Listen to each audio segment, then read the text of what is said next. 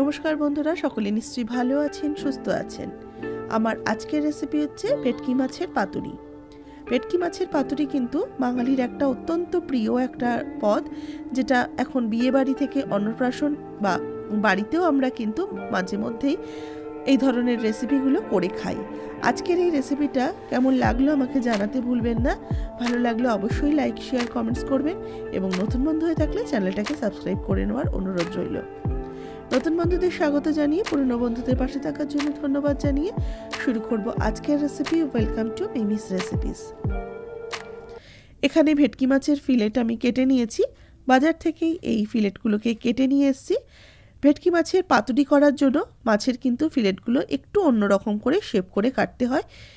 এবার এর মধ্যে একটা পাতিলেবুর হাফ পাতিলেবুর রস এর মধ্যে অ্যাড করে দেবো।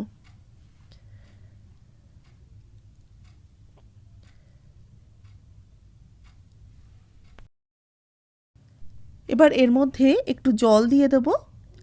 আমি 1 কাপের মতো জল অ্যাড করলাম। এবার জল আর এই পাতিলেবুর রসের মধ্যে মাছটাকে ভালো করে ভিজিয়ে রেখে দেব 30 মিনিটের জন্য।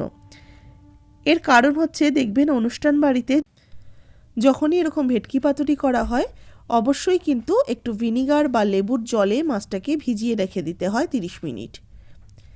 30 মিনিট আমি এটাকে ভিজিয়ে সাইডে রেখে দিলাম, যাতে মাছটা বেশ সফট হয় এবং মাছের মধ্যেও কোনো রকম আঁশটেনে গন্ধ না থাকে। এবার একটা মিক্সিং জার নিয়েছি, তার মধ্যে প্রথমে নিয়ে নিচ্ছি 1.5 টেবিল স্পুনের মতো পোস্ত। পোস্তটাকে প্রথমে আমি একটুখানি ড্রাই গ্রাইন্ড করে নেব।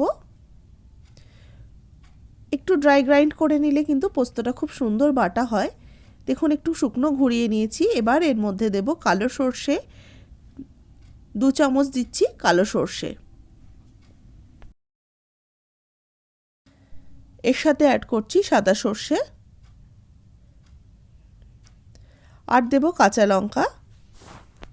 কাঁচা লঙ্কা এখানে আমি 4-5টা ছোট ছোট করে ভেঙে দিয়ে দিচ্ছি, যাতে মিক্সিতে ব্লেন্ড হতে সুবিধা হয়। আর একটু ঝালঝাল হলে ভালো লাগে, তার জন্য মাছের পরিমাণ অনুযায়ী আমি এখানে কাঁচা লঙ্কা প্রায় 5-6টা মতো অ্যাড করলাম। এবার সামান্য একটু লবণ দিয়ে দিচ্ছি। এবার একটু জল অ্যাড করব এর মধ্যে। এটাকে আমরা ভিজিয়ে রেখে দেবো মিনিট 5। সর্ষেটা তাহলে খুব সুন্দর মিক্সিতে পেস্ট হবে। 5 মিনিট পর এটাকে ব্লেন্ড করে নিয়ে ফিরে এসেছি। দেখুন, সর্ষে, পোস্ত, কাঁচা লঙ্কাটা খুব সুন্দরভাবে বাটা হয়ে গেছে। এবার এর মধ্যে আমি বড় চামচের 1 চামচ দিচ্ছি টক দই। এবার আরও একটু সামান্য জল অ্যাড করে আবারও একবার মিক্সিতে পেস্ট করে নেব। টক দইটাও তাতেও কিন্তু খুব সুন্দর করে ফেটানো হয়ে যাবে। দেখুন, মশলাটা কিন্তু আমার সম্পূর্ণ হয়ে গেছে। মশলাটা খুব সুন্দর করে বাটা হয়ে গেছে। এবার এদিকে আমি আধ ঘন্টা যেটা মাছটাকে ভিজিয়ে রেখেছিলাম জলের মধ্যে, জল আর লেবুর রসে, এবার মাছটাকে ভালো করে একটুখানি ধুয়ে নিয়ে আমি এই জলটাকে ফেলে দেব। এইভাবে অবশ্যই মাছটাকে একটু ভিজিয়ে রাখলে কিন্তু মাছ খুব সফট হয়। এবার মাছের মধ্যে স্বাদমতো লবণ অ্যাড করলাম, তার দেব হলুদ গুঁড়ো। হলুদ গুঁড়ো এখানে 1 টিস্পুন দিলাম, আর দিচ্ছি একটু গোলমরিচের গুঁড়ো। গোলমরিচের গুঁড়ো আমি হাফ টিস্পুনের মতো দিলাম। এর সাথে দিচ্ছি পাতিলেবুর রস। পাতিলেবুর রসও যে হাফটা আমি প্রথমে দিয়ে ভিজিয়ে রেখেছিলাম, আর হাফ টুকরোটা এর মধ্যে অ্যাড করে দিলাম। এবার এই সমস্ত উপকরণ দিয়ে মাছটাকে ভালো করে মেখে নেব। মাছটাকে ভালো করে লবণ হলুদ মাখানো হয়ে গেছে। এবার এর মধ্যে আমি বেটে রাখা মশলাটা দিয়ে দিচ্ছি। সর্ষে, পোস্ত, কাঁচা লঙ্কার পেস্টটা দিয়ে দিলাম। তার সাথে দেব নারকেল কোড়া। নারকেল কোড়া এখানে 2 চামচের মতো নারকেল কোড়ানো দিলাম। এর সাথে দিচ্ছি সর্ষের তেল। সর্ষের তেল 2 টেবিল স্পুন সর্ষের তেল অ্যাড করলাম। এবার সমস্ত কিছু দিয়ে মাছটাকে ভালো করে মেখে নেব।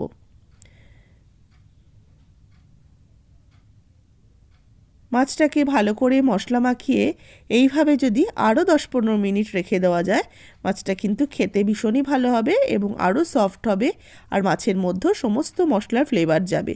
আর হাতে যদি সময় কম থাকে অবশ্যই তাড়াতাড়ি করে নিতে পারেন। আমি 10 মিনিট রেখে দিলাম। এবার একটা প্যান বসিয়ে দিয়েছি, তাওয়া। তার মধ্যে আমি কলা পাতাগুলোকে একটু সেঁকে নেব। কলা পাতা সেকার অনেক রকম পদ্ধতি আছে, আপনারা এরকম তাওয়ার মধ্যেও চেপে চেপে নিয়ে সেঁকে নিতে পারেন, কিংবা আমি আরেকটা পদ্ধতিও দেখিয়ে দেবো, কিংবা আপনারা মাইক্রো ওভেনেও একটুখানি মাইক্রো করে নিলেও কিন্তু পাতাগুলো খুব সফট হয়ে যায়। আমি 2-3টে পাতা ঠিক এইভাবে সেঁকে সেঁকে নিয়ে নিচ্ছি। কলাপাতা না সেঁকে করলে কিন্তু কলাপাতা মোড়ানোর সময় কলাপাতাগুলো ফেটে যায়, তাতে কিন্তু পাতুরিটা ঠিকঠাক হয় না। দেখুন, এবার আমি একটা দেখাচ্ছি কলাপাতা কিভাবে আমি আরেকটা পদ্ধতিতে করছি। দেখুন, ডাইরেক্ট কিন্তু গ্যাস ওভেনে আঁচের মধ্যে একটুখানি জাস্ট এপিট ওপিট করে সেঁকে নিলেই কিন্তু পাতাটা সুন্দরভাবে নরম হয়ে যায়। এবার একটা প্লেটের মধ্যে কলা পাতাগুলো নিয়ে নিলাম। কলা পাতাটা নেওয়ার পরে আমি উপর থেকে আরও একটা পাতা দিয়ে দিচ্ছি। এবার একটা করে পাতুরি আমি ওপর থেকে দিয়ে দেবো। তার আগে একটু সর্ষের তেল পাতার মধ্যে গ্রেস করে নিলাম, যাতে মাছটা একদমই ড্রাই না মনে হয়, একটু সফট লাগে। সেই কারণে মাছটা দেওয়ার পরে ওপরে আবারও একটু কিছুটা মশলা অ্যাড করলাম।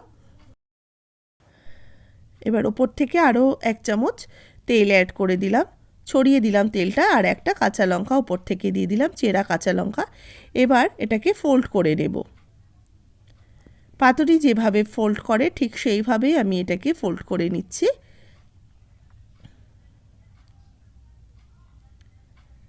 এবার একটা সুতো দিয়ে আমি বেঁধে দিচ্ছি।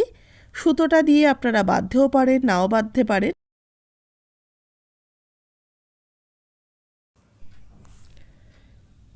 সুতো ছাড়াও আপনারা টুথপিক দিয়েও এটাকে আটকে দিতে পারেন, বা আমি অনেক সময় করি কি, আমি কিছু দিয়েই কিন্তু বাঁধি না বা আটকাইও না, ঠিক এইভাবে মুড়ে নিই।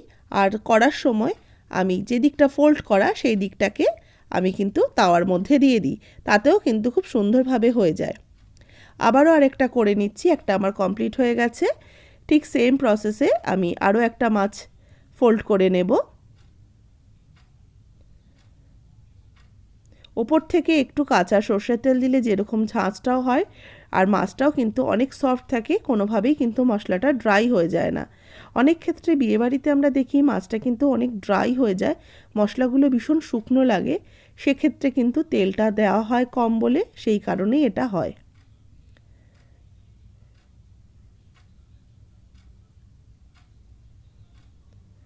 দেখুন, এটাকেও আমি বেঁধে নিলাম। এবার একটা প্যান বসিয়ে দিয়েছি, প্যানের মধ্যে 1 চামচের মতো তেল দিয়ে ভালো করে আমি তেলটাকে একটুখানি গ্রিস করে নিয়ে তারপরে একটা একটা করে পাতুরি আমি দিয়ে দিচ্ছি। এবার মিডিয়াম টু লো ফ্লেমে রেখে এটাকে কুক হতে দেবো। অবশ্যই এটাকে ঢাকা দিয়ে রাখবো। মিনিট 5 ঢাকা দিয়ে রেখেছিলাম, ঢাকাটা খুলে নিচ্ছি 5 মিনিট পর। এবার একটা একটা করে পাতুরি আমি উল্টে দেব।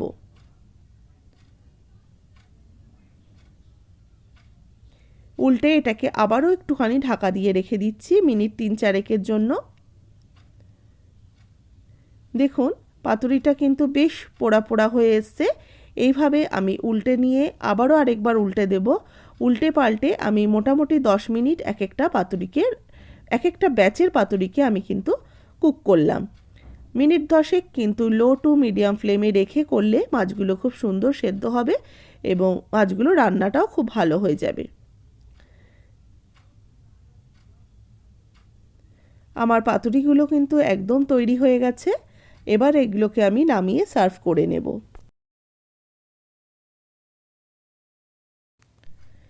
পাতুরিগুলো আমি নামিয়ে নিচ্ছি, এগুলো আমার তৈরি করা হয়ে গেছে।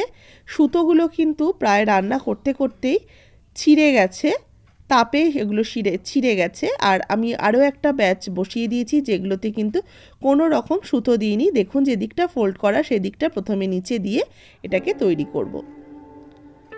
এবার আমি একটা পাতুরি আপনাদেরকে খুলে দেখাচ্ছি।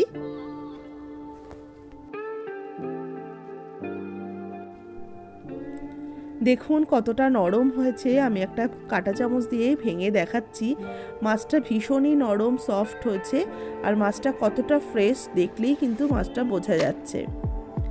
দেখুন তলার দিকটাও কিন্তু মাছের বেশ পোড়ার যে পাতুরির যে পোড়া অংশটা সেটাও হয়েছে। কেমন লাগলো অবশ্যই জানাবেন। ঠিক এইভাবে বাড়িতে অবশ্যই তৈরি করবেন ভেটকি পাতুরি। একদম অনুষ্ঠান বাড়ির মতো স্বাদ এনে দেবে এই ভেটকি পাতুরি। কেমন লাগলো জানাতে ভুলবেন না। ভালো লাগলে লাইক শেয়ার করবেন। নতুন বন্ধু হয়ে থাকলে চ্যানেলটিকে সাবস্ক্রাইব করে নেওয়ার অনুরোধ রইল। ভালো থাকবেন, সুস্থ থাকবেন, ধন্যবাদ।